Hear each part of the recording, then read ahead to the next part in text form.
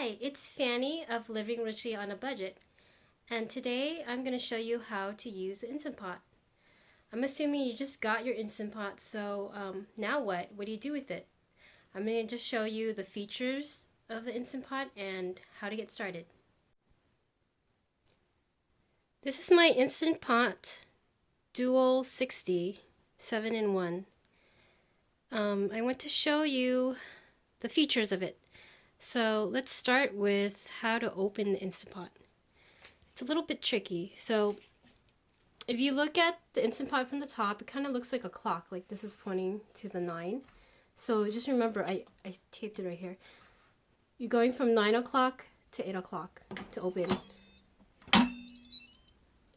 There's like a certain way to open it because it locks. When you close it, you go back from 8 o'clock to 9 o'clock. And I put these little stickers here, or I put like washi tape to remind me how to open it, so you can get it quickly. And the lid only goes on one way, so you have to remember that this valve thing is on the top when you're putting on the lid. It's not going to go on the other way. If I flip it over, if I flip it like that, it's not gonna stay on. So it only goes in one way like this.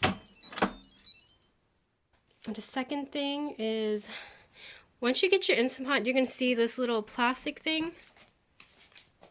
Right here, this is a condensation collector. You just snap this thing right in. And what it does is, if the Instant Pot overflows, this is what happened to me a couple days ago. I was making some Chinese porridge, and it kind of overflowed a little bit. And there's a hole here, so the water and liquid came out and it went through this hole and it's collected. Actually, it was so much that it went all over the place, but this is what it's for, is to collect liquid that overflows. And also there's this safety feature that they have this little guard here. And then I learned the hard way what this is for. So since when I made that jug last time, the porridge, it overflowed here and it overflowed here. So what happened was, when it got here, this guard protected the plug, so everything just drips away, so it doesn't go directly onto the plug, which is really important. So I appreciate that feature. Second thing is, what else? How to get started. When you look inside the Instant Pot, you're going to see that there is an inner pot. It's made of stainless steel. You can take it out. You always have to cook with this inner pot, not in this inside the pot itself. You have to always have this inner pot in order to cook, because some people forget and they actually cook in there and you can ruin it. So just remember, you use this inner pot. You wash it. You only wash this when you're washing the inner pot. And it also has a guide, like a measuring a ruler to tell you how many cups are in there, and then there's a max line. A quick tip is, don't ever, if you're making something that expands, like Chinese porridge or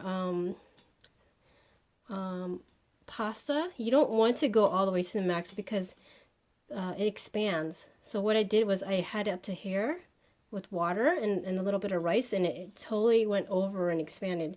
So I learned the hard way. Let's see. Let's close it and let's look at the settings. So this is this display. There's different quick presets. There's soup, meat, stew. Let's press it. That's 30 minutes for soup. Meat stew is 35 minutes. Beans and chili. Poultry is 15 minutes. There's a slow cook mode, so it acts like a crock pot. There's a saute mode right here. That's actually really helpful because you can actually saute things like brown meat inside the pot, or garlic and onions before you throw everything in, like when you're making soup. And that's handy because you don't have to do that stuff on another pot. You can do it in here and throw everything in and start the pot, the Instant Pot. There's different settings here. The manual pressure. There's low pressure and high pressure. I've never used low pressure before. Most of the time you can use high pressure. It's also, I'm going to show you this manual setting first. So say you want to have a specific time. Say I want to do something for 5 minutes. I'm going to do manual, and then I'm going to adjust the time. It automatically says 15 minutes. I'm going to use the negative and plus signs to adjust whatever time I want. I do 5 minutes, and I leave it alone, and when I hear the beep, that means it's going to start. So let's wait for the beep. There it goes, and this is on, so it's letting you know that it's starting. And when it takes a little bit time to come to pressure, so once this comes to pressure, what's going to happen is this little pin here is going to pop up. So once it pops up, you know it's under pressure. And another tip is you got to remember to, once you put all your food in, you close the pot, you turn on your timer. You're going to always remember to turn this from venting to sealing. So venting means that the air is going to, the steam's going to come out. You're going to let out the pressure, but sealing means it's going to close it. It's going to lock it. So you have to always remember to turn this on, otherwise it's not going to come to pressure and this machine's not going to work correctly. And the other functions here are the rice, multigrain, porridge, steam, yogurt, and also keep warm.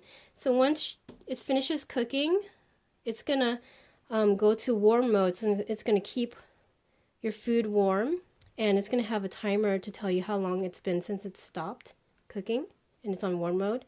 And you're going to have two options. You're going to have an option to do quick release or natural release. And you're going to always see that in the recipes.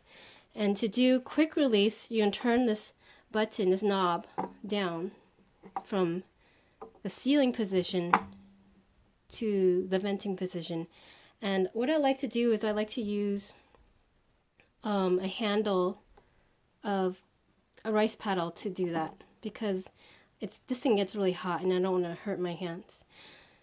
And another option is to do natural release, and what that means is once it stops cooking and the timer goes off, you're gonna let the vents naturally release the steam. So you leave it alone.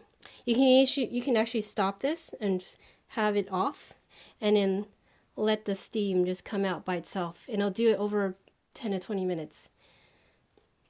I have an option of leaving on a keep warm, like just leaving it on after it finishes cooking and just not pressing anything, or you can press cancel to turn it off.